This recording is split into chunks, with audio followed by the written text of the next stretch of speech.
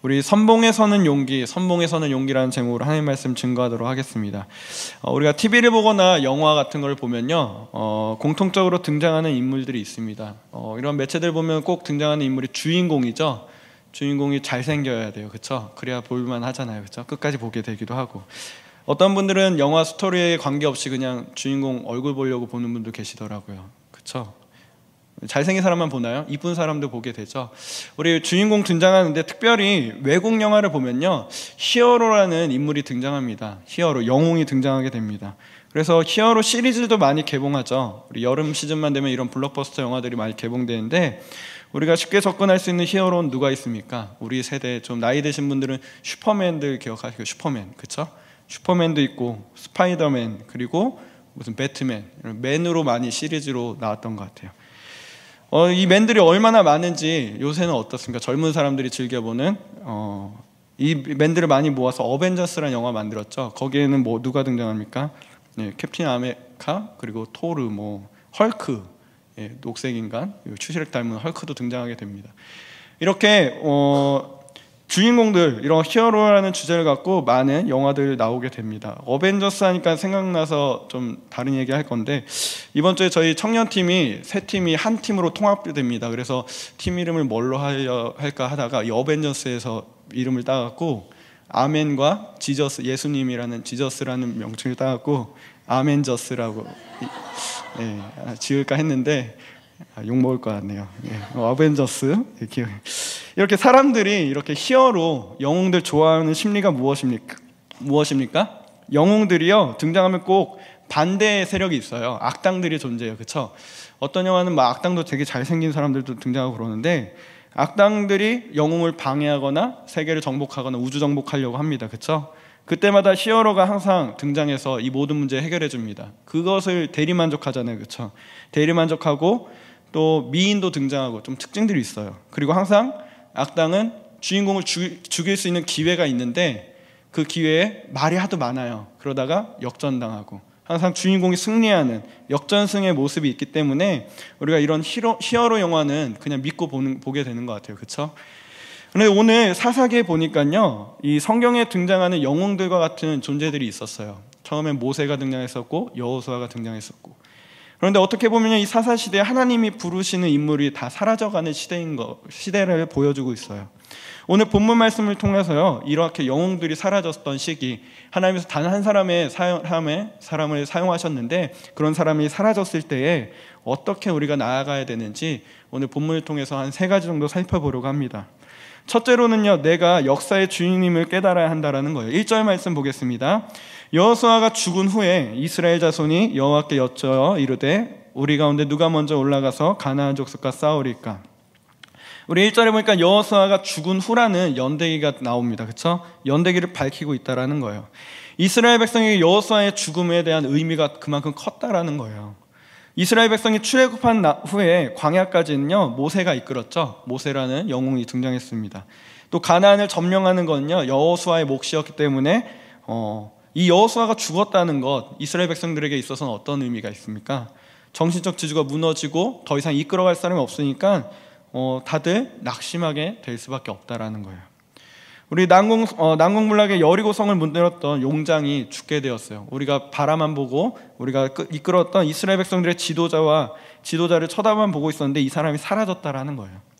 다른 의미에서 보면요, 하나님 관점에서 보면 그럴 수도 있겠죠. 새로운 시대를 열기 위해서 그 사람 쓰지 않고 또 다른 방법으로 쓰이기 위한 과정일 수도 있는데, 사람이 참 어리석게도 이제 됐다고 데려간 그 사람을 우리가 의지하게 된다라는 거예요.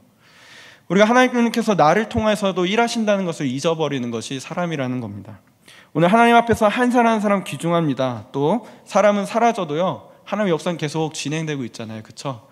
우리 여호수아서 1장 1절을 보면요, 모세가 죽은 후에도 동일한 상황이 벌어졌습니다. 여호수아서 1장 1절 말씀에 여호와의 종 모세가 죽은 후에 똑같이 나오죠. 여호와께서 모세의 수종자 눈의 아들 여호수아에게 말씀하여 이르시되, 모세가 죽자 많은 사람들이 두려워 떨었습니다. 우리 그 많은 기적과 이적을 체험했으니까 또 이제 다음에는 어떤 사람이 이러한 것들 버릴 수 있을까? 그만한 믿음이 있는 사람이 있을까? 이렇게 이스라엘 백성들이 고민하고 있었다라는 거예요. 두려워할 필요 있었습니까? 아니라는 거예요. 하나님께서 여호와를 세워주셨기 때문에 그럴 필요 없었다라는 겁니다.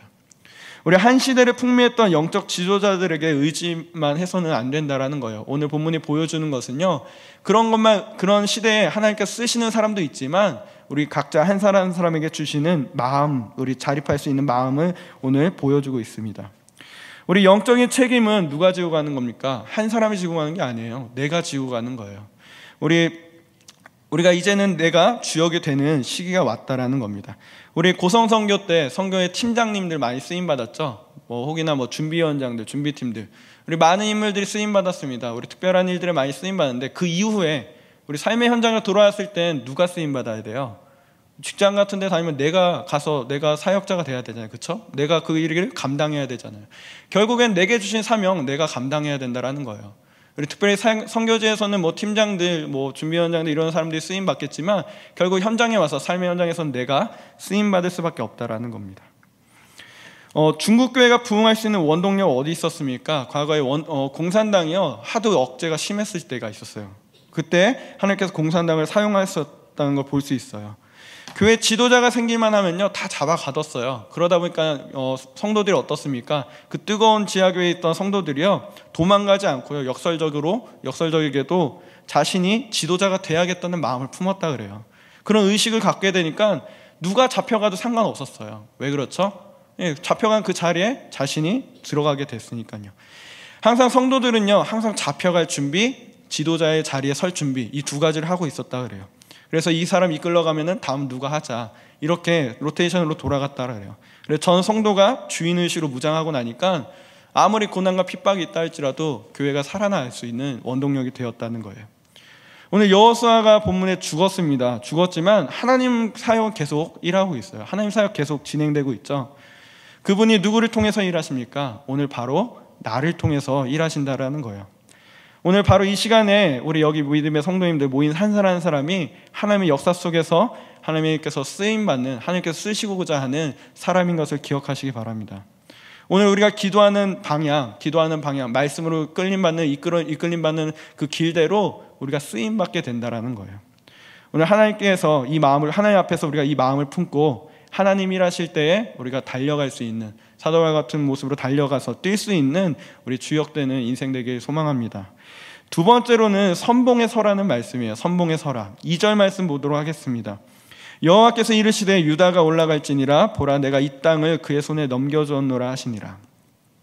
하나님께서 어느 지파를 선봉에 세우셨습니까? 유다 지파죠. 유다 지파 우리가 너무나 잘 알고 있습니다. 유다 지파는요 항상 중요한 자리에 있었어요.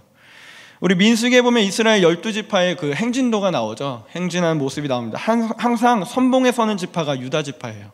항상 앞장서는 지파였다라는 거예요. 제일 동쪽으로 행진하던 지파가 전체 선봉이었는데 그 자리에 유다 지파가 있었습니다.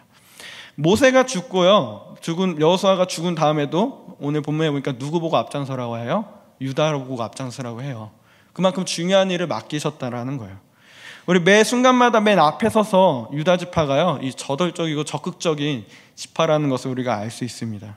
오늘 하나님은 유다 지파의 이런 적극성이고 또 저돌적인 모습을 사랑하셨습니다. 그래서 유다 지파 가운데 유다 지파에서 메시아가 나온 점이 있죠. 메시아가 탄생했잖아요.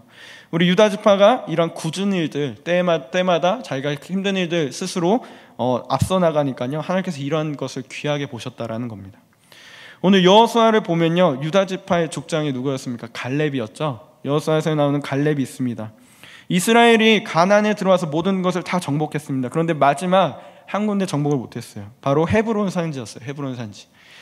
우리 워낙에 위험한 곳이라서 쉽게 접근할 수 없었을 때에 여호수아서 14장에 보면요 많은 사람들이 주저하고 있을 때 갈렙이 나와서 이렇게 얘기합니다. 여호수아서 14장 12절 말씀에 그날에 여호와께서 말씀하신 이 산지를 내게 주소서. 당신도 그날에 들으셨거니와 그곳에서 아낙 사람이 있고 그 성읍들은 크고 견고할지라도 여호와께서 나와 함께 하시면 내가 여호와께서 말씀하신 대로 그들을 쫓아내리이다 하니.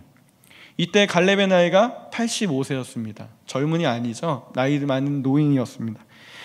적은 나이가 아니었음에도 불구하고 갈렙의 이 담대함, 이 모습을 통하여서 헤브론이 유다 지파의 땅이 되어버렸어요.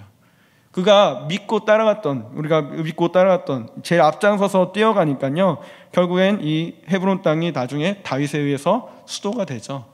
이러한 영광을 얻게 되었다라는 거예요. 오늘 우리에게도 이런 일들이 벌어질 수 있습니다. 하나님 앞에서 이 시대에 우리 유다 지파와 같이 선봉에 설 수 있는 믿음의 종되어야 한다라는 거예요. 우리 선교가기 힘든 곳에 선교가야 한다는 것, 우리 남들이 하기 싫어하는 사역들에 가장 앞장설 때에 하나님께서 그 모습을 가장 귀히 여기시고 기뻐하신다라는 겁니다. 우리 선봉에 선다는 건 다른 얘기로요, 길을 닦는다고 할 수 있어요. 길을 닦는 역할. 왜 그렇죠? 아무도 가지 않는 길이기 때문에, 아무도 건들지 않은 곳이기 때문에 힘들다, 어렵다 생각할 수 있지만 그 길, 하나님이 인도하시는 길이라면요, 우리 끝까지 승리할 수 있는 길이 된다라는 거예요.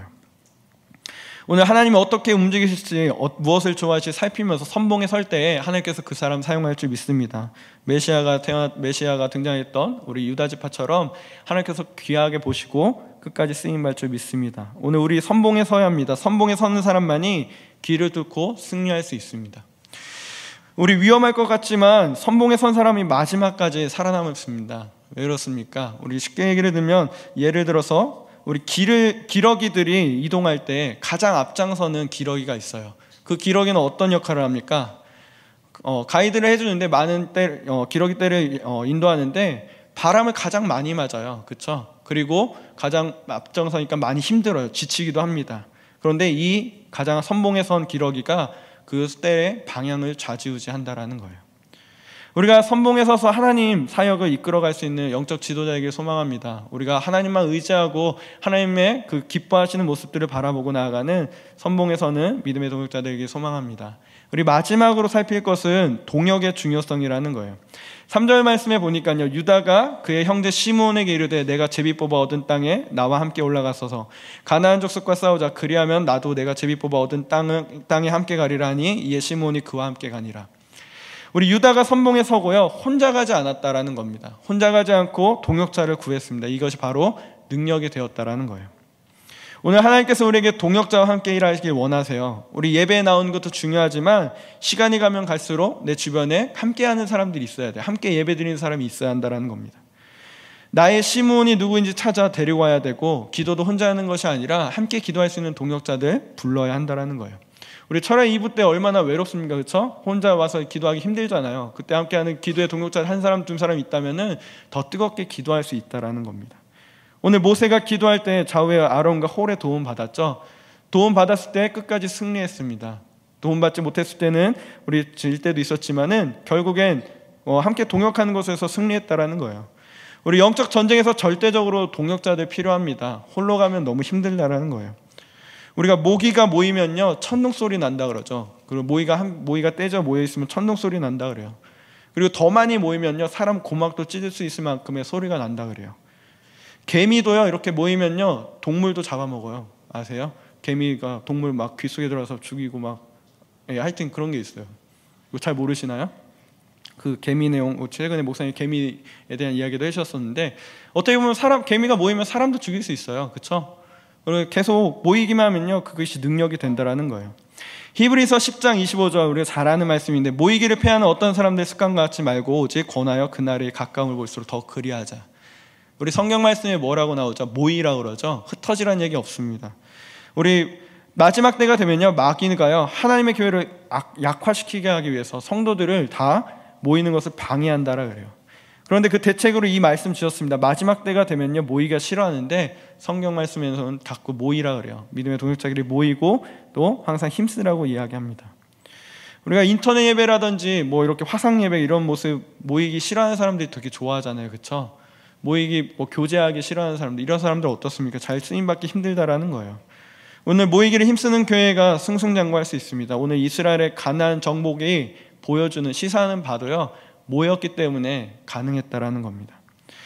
우리 함께 동역했던 이스라엘 백성 오늘 모였던 우리 유다 지파와 함께 모였던 이 모임으로 말미암아 어떤 일들이 벌어졌습니까? 본문 4절에서 7절까지 말씀 보니까요, 유다가 올라가면 여호와께서 가나안 족속과 브리스 족속을 그들의 손에 넘겨주시니 그들이 베색에서 10,000명을 죽이고 또 베색에서 아도니 베색을 만나 그와 싸워서 가족과 브리스 족속을 죽이니 아도니 베색이 도망한지라 그를 쫓아서 잡아 그의 엄지손가락과 엄지발가락을 자르매.